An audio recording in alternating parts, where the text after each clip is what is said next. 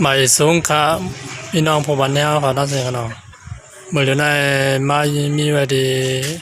เถิดไทยในเมืองไทยเนี่ยครับเนาะเถิดไทยที่อยู่เจ้าคุณสามมือ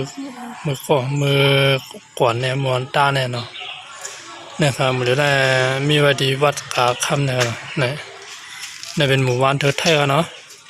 ตัวหมู่บ้านเถิดไทยมีดังอะไรครับตั้งหิมลอยก่อวันเขาจะลอยก่อเมืองกันเนี่ยครับนะ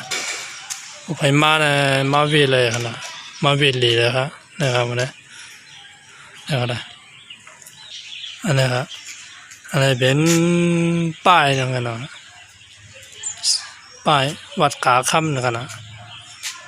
วันกันเหตุการณ์ดังนี้กำสินห้าเส้นนะครับนะครับวัดกาค่ำวัดทัดขาคำวันเทิดไทยมีผ้าลงจีดอนเกียงไฮ้นะครับเนาะในเป็นปลายมันนะครับมาด้วยทางไหนตั้งนานคืนกันตั้งลอยบนหันมันเดือดไหมนะครับเดือดไหมนะครับพวกหันดีกันนะครับตั้งลอยบนก็มีกันเนาะ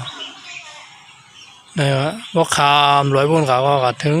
ลอยโขวันนะครับนะครับลอยโขวันมันมีปลายปุ่นลอยขนาดจะเดิมหัวนะลืมว่า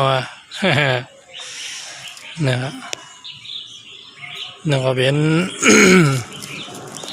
วัดขาคำกันนะเป็นหมู่บ้านเถิดไทยกันนะนั่นไม่นำหนักครับหยัดไม่นะน้องบุญค่ะตั้งเนื้อร้อยพวกเขามีพระลาหลงกันนะนะครับที่ไหนครับนะกันได้หนึ่งไว้ขนมจังไปทบกันไหมครับไหมสงกะยินสมที่เขามา